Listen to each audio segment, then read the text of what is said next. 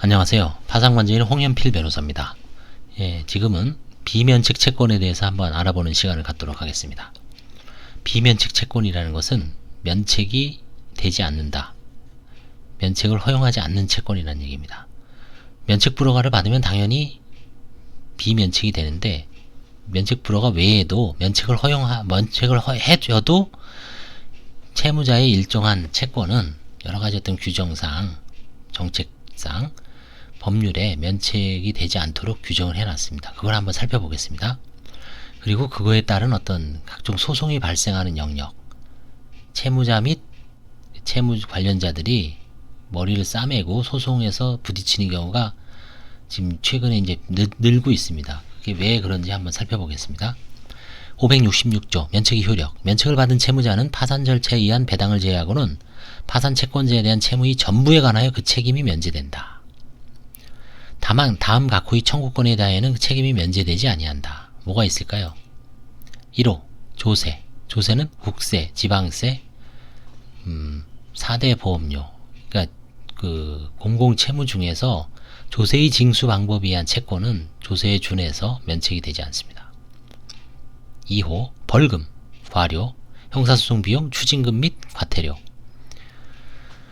이건 어떤 채무자의 어떤 형사벌이 내지 거기에 대한 제재로서 과해지는 거기 때문에 제재, 형사처벌 혹은 의무위반, 이거는 면책이 되지 않습니다.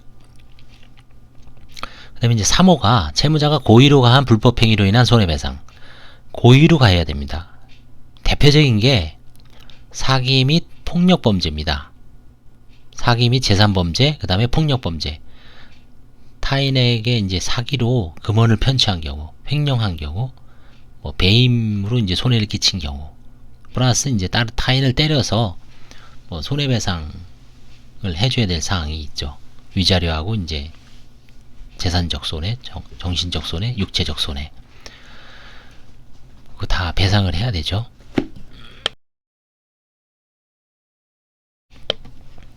과실로 가한 불법행위. 과실 불법행위 대표적인 게 과실치상이 있죠. 과실치상. 그런 경우에는 이제 면책이 됩니다. 4호 채무자가 중대한 과실로 타인의 생명 또는 신체를 침해한 불법행위로 인하여 발생한 손해배상. 3호는 고의고 4호는 중대한 과실로, 일반적인 불법행위가 아니라 일단 중대한 과실로 타인의 생명 또는 신체를 침해해야 됩니다. 대표적인 게 교통사고에서 교통사고 처리 특례법상 11대인가요? 13대 중과실이 있습니다. 대표적인 게 신호위반, 그 다음에 보행자 보호 의무 위반, 그 다음에 중앙선 침범, 이런 게 있습니다. 이런 걸로 인해서 교통사고를 내서 타인을 죽이거나 혹은 이제 다치게 하면 불법행위로 인하여 발생한 손해배상은, 그게 이제 고의는 아니지만 중대한 과실이죠. 그런 경우에 이 손해배상은 면책이 안 되고, 실제로 보험회사도 이 부분에 대해서 이제 이의를 해놓고 있습니다. 다만 이 문제는 파산법정에서 중대한 과실이냐 아니냐, 면책이 되냐 아니냐 이런 걸 따지는 않습니다. 별개의 민사법원에서 채무자를 면책시켜 놓고 그 채무자를 상대로 권리를 행사하는 채권자가 판단을 받아야 됩니다. 저 사람의 행위로 인해서 나는 면책의 효력이 미치지 않기 때문에 면책 이후에 어떤 이 사람 재산에 대해서 제가 권리 행사를 할 수 있습니다라고 소송을 하거나, 별개로 소송을 하거나, 그 다음에 강제 집행을 하면서 강제 집행을 하고 상대방은 청구 이소를 하거나, 여기서 이제 다툼이 있습니다. 그때 민사법원에서 이거 채무자 회생 및 파산행위 법률 제 566조를 적용을 해서 당신의 행위는 옛날에 중대한 과실이요, 당신 이건 중대한 과실로 볼 수 없다, 그렇게 판정을 하는 겁니다. 또 하나 대표적인 게 의사가 수술 중 과실로 타인의 생명 또는 신체 잘못됐을 때 어떻게 될 것인가. 예를 들어서 제가 경험한 것 중에서는 이제 산부인과 의사가 면책을 받았는데 그 태아가 뭔가 이제 태어날 때 조치를 좀 늦게 해갖고 산소 공급이 좀 늦어져서 뇌가 기능이 좀 저하돼서 약간 좀 뭐랄까요, 이제 정상적인 그 아이가 아닙니다. 그래서 그런 경우에 이제 판결도 있어요. 화해 결정인가 뭐 있는데, 과연 그거를 의사가 면책이 됐는데 나중에 그 부모가 의사의 어떤 면책 이후의 재산에 대해서 강제 집행을 할 수 있는가? 그러면 이제 그때 강제 집행에서 수긍하지 않고, 만약에 이건 내 중대한 과실이 아니라라고 보면 이제 청구이소에서 그 중대한 과실 여부가 판정이 나는 겁니다. 5호는 쉽습니다. 채무자의 근로자 임금 퇴직금 및 재해보상금. 6호도 뭐 별거 없습니다. 채무자의 근로자 임치금 및 신원보증금. 근로자와 관련된 거는 비면책으로 해놨죠. 7호가 이제 가장 문제가 됩니다. 채무자가 악의로 채권형 목록에 기재하지 않은 청구권.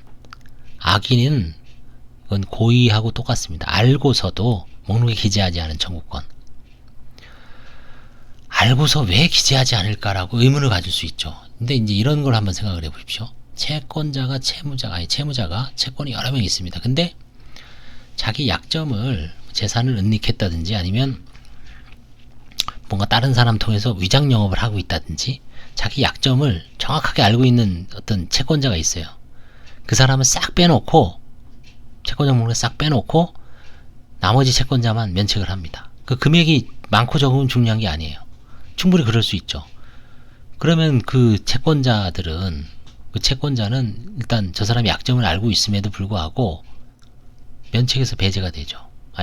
일단 면책 절차에서 배제가 되고 의견도 제출할 수가 없죠.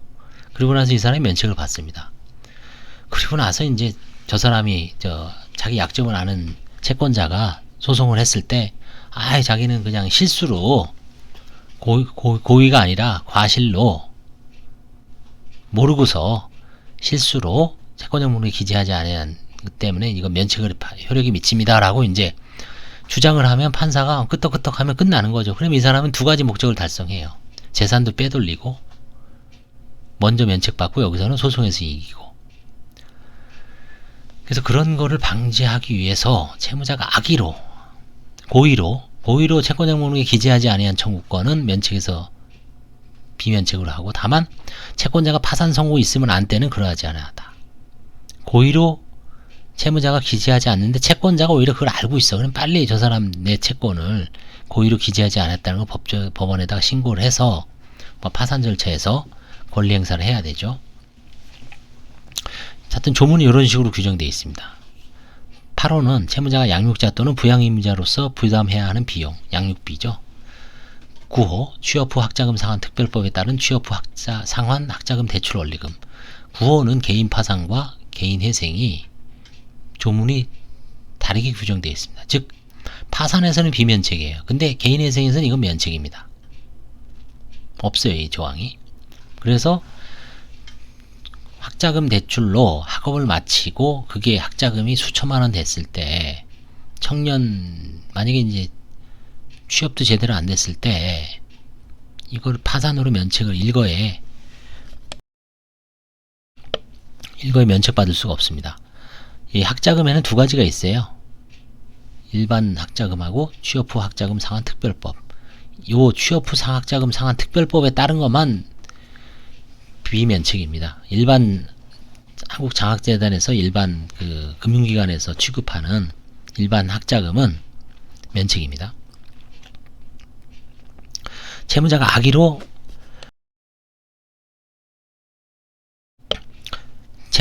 채권장 목록에 기재하지 않은 청구권 7호 관련, 이게 이제 가장 실무에서 논의가 많은데요.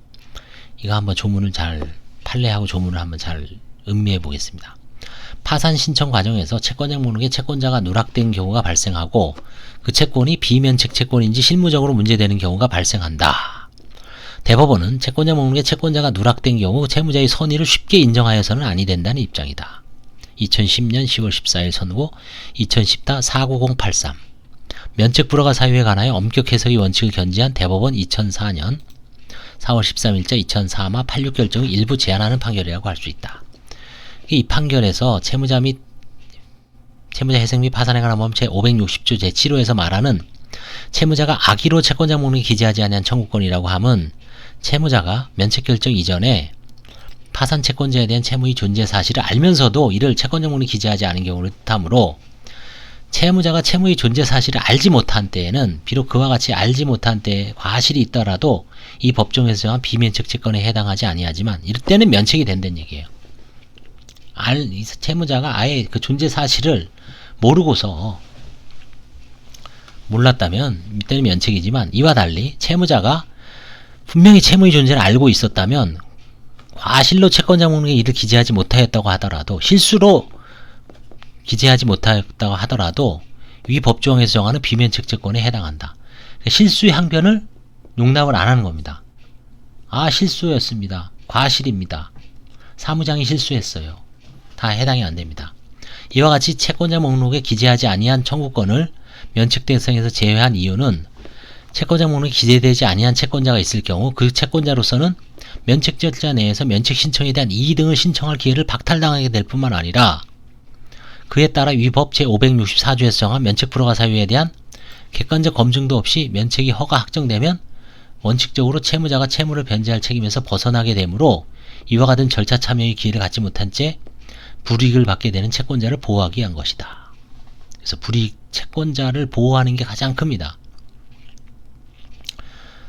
따라서 사실과 맞지 아니하는 채권자 목록 작성에 관한 채무자의 악의 여부는 위에서 본 법 제560조 제7호의 규정 취지를 충분히 감안하여 누락된 채권의 내역과 채무자의 결련성, 그 채권자와 채무자의 관계, 누락의 경위에 관한 채무자의 소명과 객관적 자료와의 부합 여부 등 여러 사정을 종합하여 판단해야 하고 단순히 채무자가 제출한 자료만으로는 면책 불허가 사유가 보이지 않는다는 등의 전만을 들어 채무자의 선의를 쉽게 인정하여서는 아니 된다.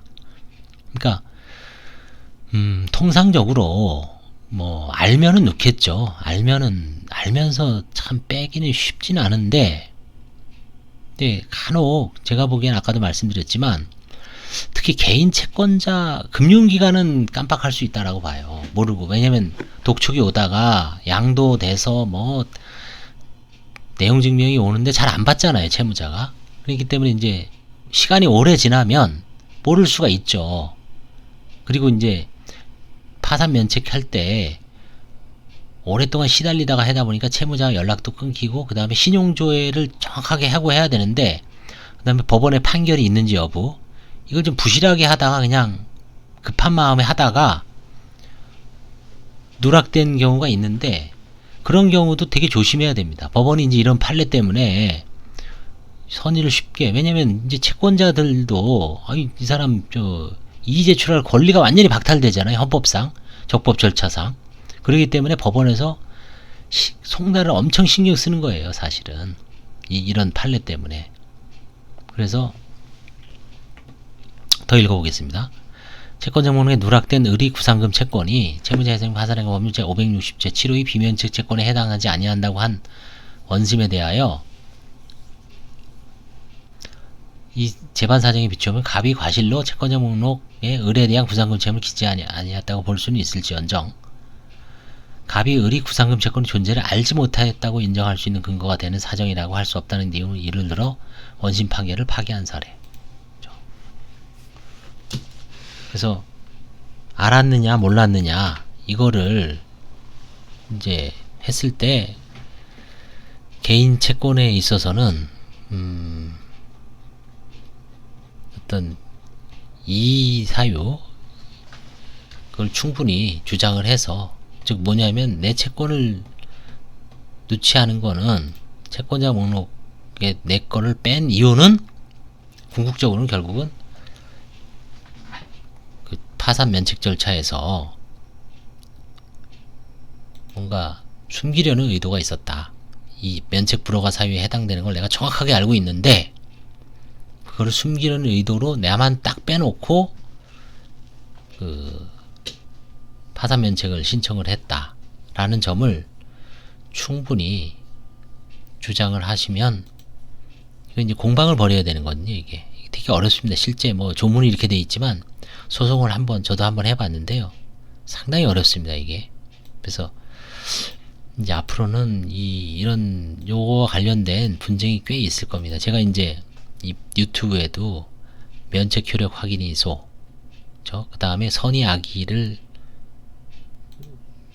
그 나누는 기준 뭐 이런 것도 지금 뭐 올려놨지만 여전히 어려운 문제입니다. 이거는 계속 뭔가 염두에 두고 판례가 새로 나오고 실제 사례에서는 이게 상대방이 있는 싸움이기 때문에 진짜 선이냐 악이냐, 법률에서 민사든 형사든 선이냐 악이냐는 내심의 의사죠. 사람 마음속에 있는 의사입니다. 쉽게 저 사람이 선이냐 악이냐 마음속으로 짐작으로 할 수 없고, 결국 선의에 관한 표지, 이 사람이 몰랐다는 표지를 쭉 나열을 해야 돼요. 난 몰랐다라고, 이제 채무자는 몰랐다라고 주장하겠죠. 몰랐을 만한 사정을 쭉 나열합니다. 그 당시에 저는 외국에 있었고요. 그 다음에 주민등록이 말소돼 있었고요. 그 다음에 그래서 이제 우편물을 제대로 못 받았습니다. 그래서 도저히 저거는 알 수가 없었습니다. 저 채권자의 채권은 뭐 양도돼서 1차 양도 2차 되고 3차 양도 되고, 그 다음에 판결문도 제가 직접 송달되지 않은 공시송달 판결이었고요. 이런 사례를 들면 판사가 봤을 때는 알기 힘든 사정이죠. 공시송달 판결에 그 다음에 그 당시에 주민등록 말소돼 있고, 잠깐 또 뭐 일하러 외국에 왔다 갔다 했고, 우편물 제대로 못 받았고, 그 다음에 뭐 결혼도 안 한 상태에서 어떤 가족도 뿔뿔이 흩어졌고, 형제 자매들하고도 이제 피해를 줬다 그래서 경원시 당하고, 이 사람을 도와줄 사람이 주변에 아무도 없습니다. 그럼 그 채무자가 알 수가 없죠. 그 채권 하나를. 그런 경우에는 선이라고 볼 만한 표지를 한 대여섯 가지를 쭉 나열을 해주고, 거기에 관한 합당한 증거를, 뭐 예를 들어서 외국 왔다 갔다 했으면 출입국 사실 증명, 여권 같은 거 이제 또 여권 같은 거 이렇게 사본에서 내시고, 그 다음에 주민등록 초본 쭉 내시면, 주민등록 초본 과거부터 쭉 내면 어떻습니까? 주민등록 초본에 말소자 주민 초본 나오죠. 말소된 기록. 그래서 주민등록을 최근에 회복했다는 거, 이런 거.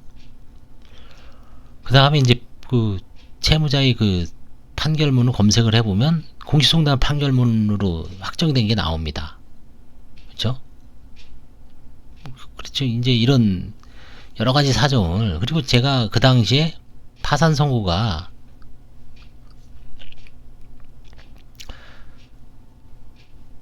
그래서 이런 거를 이제 선의와 관련된 증거잖아요. 이런 걸 쭉 나열을 합니다.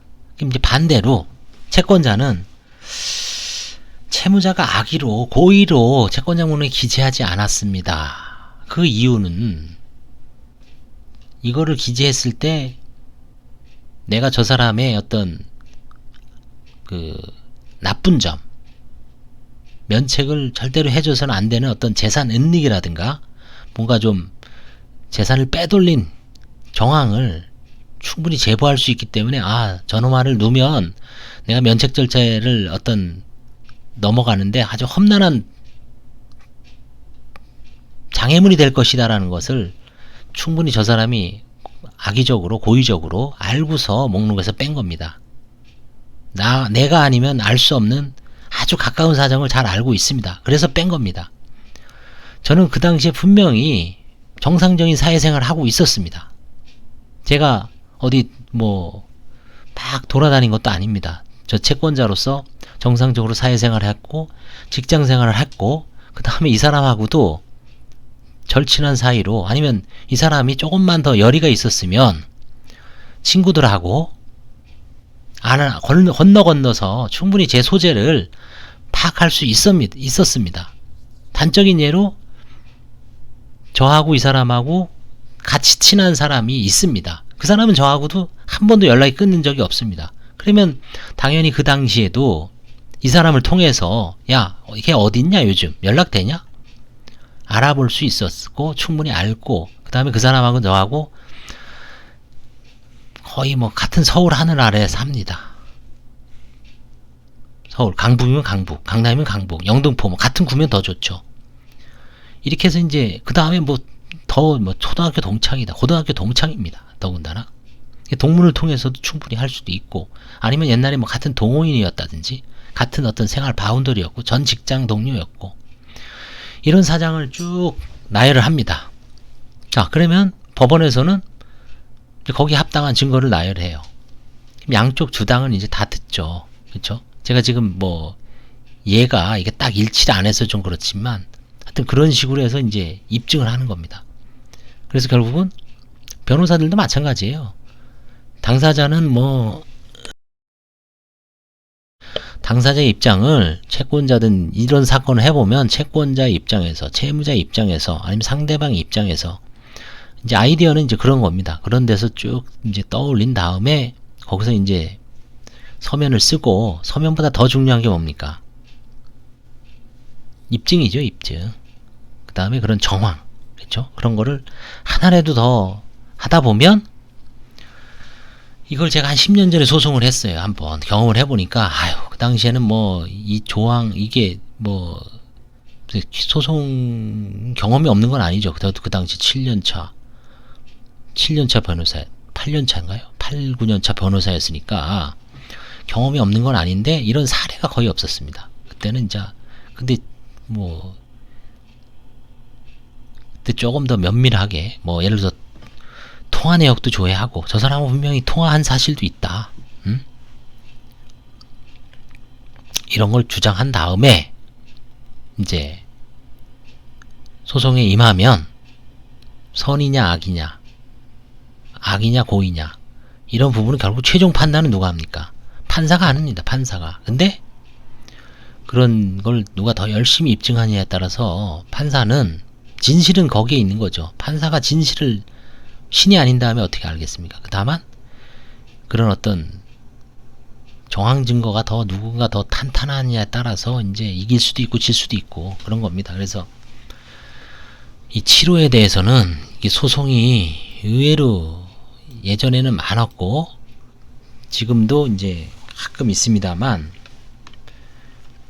뭐 제가 봤을 때는 금융기관이 일을 많이 안 하거든요. 그래서 금융기관은 뭐 또 양도 부실채권을 받았을 때 바로바로 양도를 해서 상각을 해서 넘기죠. 그런 와중에 자산유동화 회사, 그 다음에 자산관리 회사가 양수를 받아서 걔는 또 1차 양도 하고 2차 양도 하고 뭐 3차 양도 하고 계속 넘기죠. 그냥 빼먹을 거 빼먹고 넘기고 빼먹을 거 빼먹고 넘기고. 그러다 보니까 채무자도 나중에 자기 원래의 채권이 어디가 있는지도 몰라요. 그럼 찾아내야죠 원래는. 근데 찾다 못 찾을 수도 있고요. 그런 경우는 제가 판사라도 면책을 충분히 시켜줘야죠. 채권자가 모르고 할 수도 있다. 알았을 때는 그걸 빼겠습니까? 근데 요즘 들어와서 보는 생각은 개인 채권자는 좀 틀려요. 개인 채권자 중에서는 개인 채권자는 또 빼는 경우도 많죠. 나중에 갚으려고 빼는 경우도 있고, 그렇죠? 그래서 약점을 알고 있는 채권자가 계속 이의제기를 했을 때 문제 될 것 같으니까 빼는 경우도 없지는 않을 것 같아요. 그래서 개인 채권하고 또 기관 채권을 달리 봐야 되지 않을까. 그렇죠? 그래서 실황이 상당히 좀 어려운 것 같으면서도 실제 소송에서 많이 다뤄지는 조문이기 때문에 이 비면책 채권은 향후에도 그리고 아까도 말씀드렸지만 대법원 2010년 판결이 그게 아마 신보 의정부인가요? 어디 거기 이거 저도 한번 하급심도 한번 읽어봤는데 억울할 수도 있습니다. 신보 채권 구상금 채권인데 좀 해주지라는 어떤 생각이 있을 수도 있는데 개인 채권도 아니에요. 이거는 신보 구상금 채권인데 어떻게 딱 그냥 제한이 된 겁니다. 이거는 뭐 모르죠. 또 신보가 누락됐는데 신보가 이 사람에 대한 뭔가 또 결정적인 거를 아는 상태에서 이걸 배제하기 위해서 누락시켰는지 모르지만 신보도 또 열심히 하잖아요. 뒷조사라든가 이런 거를. 이면에 있는 건 잘 모르겠지만 이제 하여튼 제가 내린 결론은 개인 채권하고 기관 채권, 금융기관 채권은 좀 달리 봐야 되지 않을까 싶습니다. 결론은 거기서 출발해서 개인 채권을 누락한 사람들은 뭔가 좀 소송에서 이제 어려움이 겪을 수도 있고 반드시 그런 건 아니지만 기관 채권자를 누락하신 분들은 좀 쉽게 이길 수 있지 않을까. 하여튼 그런 생각입니다. 감사합니다.